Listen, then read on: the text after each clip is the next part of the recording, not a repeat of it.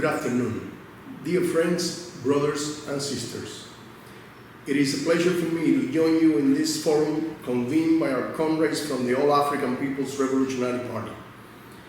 It has a profound political significance, sharing this experience on occasion of commemorating the 57th anniversary of the creation of the African Union, once the Organization of African Unity. On behalf of the Cuban Institute of Friendship with the Peoples, we wish to convey our sincere congratulations for such memorable event. Fidel Castro remarked several times, and I quote, "The blood of Africa flows abundantly through our veins," end of quote. And in a speech in 1975, he stated, "And from Africa, many of our ancestors came to this land as slaves. Many of these slaves had to fight, and many of them fought on the Mambi Liberating Army for the freedom of our homeland." The eternal commander-in-chief of this Caribbean nation taught Cubans to pay a moral debt to our ancestors, which began to materialize with the support we gave to the struggle for independence of many countries of this sister region, and lasts until today with our collaboration in various spheres, mainly in health.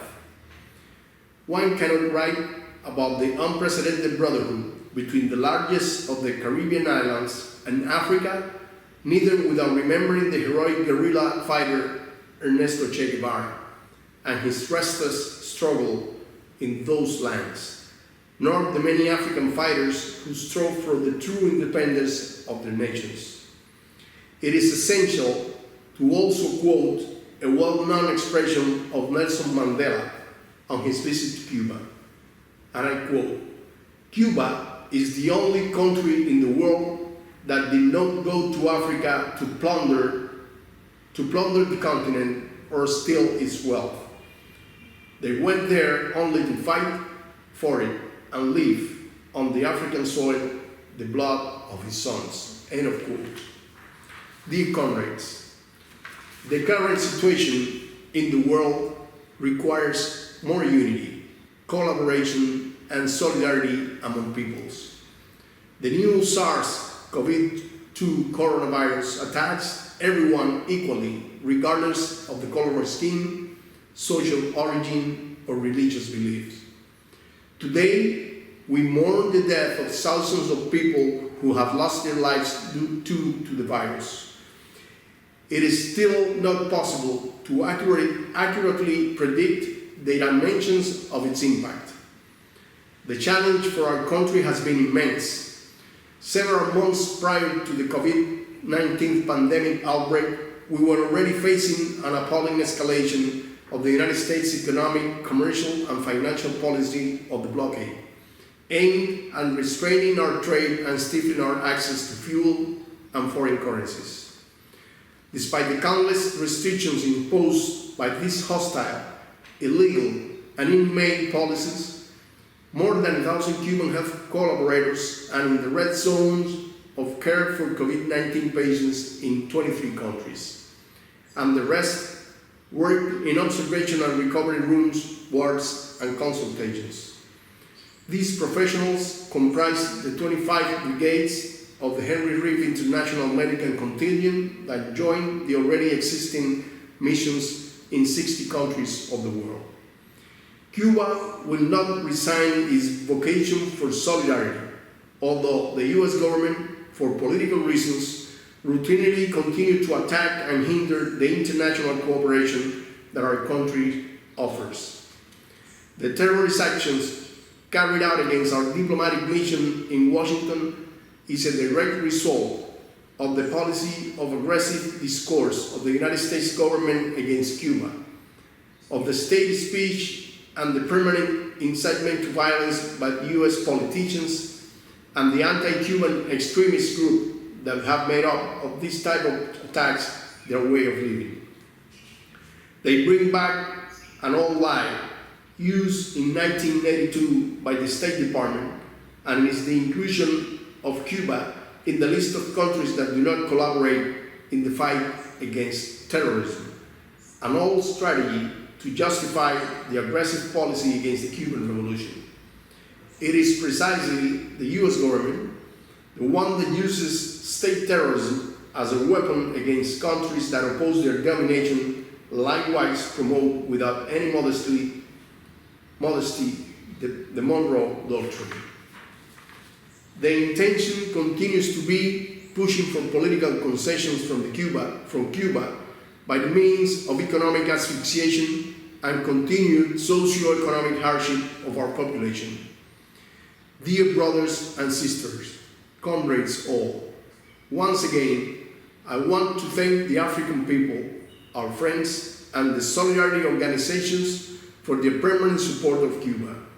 Africa is a proven stronghold of solidarity with Cuba in the world. Its sympathy and support has always accompanied generations of Cubans since the early days of the triumph of the Cuban Revolution on January 1st, 1959, to the heroic battles against the genocidal blockade and the crusades against the media war of the transnational corporations of disinformation. May this meeting serve as the opportunity to thank once again your participation in the 6th African Continental Meeting held in Nigeria and the anti-imperialism meeting of Solidarity for Democracy and Against Neoliberalism that took place in Havana. Both events, coherently held in 2019, urge us to strengthen unity and solidarity amongst our peoples, to carry out collective and coordinated actions with regional impact, to nurture the solidarity groups with new actors, especially young individuals, to incorporate young Cuban trained graduates into our activities, to strengthen the basis of the Solidarity with Cuba movement through greater articulation with social and popular movements and left-leaning forces. Being consistent with our history, with our humanist and internationalist vocation, we reiterate our firm solidarity with the Bolivarian and Chavista revolution, the civic military union of the people, and its legitimate president, Nicolás Maduro, who through dialogue and with sectors of the opposition defends peace in Venezuela and the sovereignty of his country against all kinds of aggressions from the US government and its allies. We reaffirm our unwavering support for the Sahrawi people while we stand up for the search of a definitive and just solution to the situation in the Western Sahara, allowing them to exercise their right to self-determination and to live in peace on their territory. Likewise, we express our solidarity with the brothers and sisters in Zimbabwe, Iran, and Syria. We reiterate our unrestricted support for a comprehensive, just, lasting solution to the Palestinian cause on the basic basis of the creation of two states, which allows the Palestinians the right to self-determination and to have an independent and sovereign state based on the recognized pre-1967 borders and with East Jerusalem and its capital.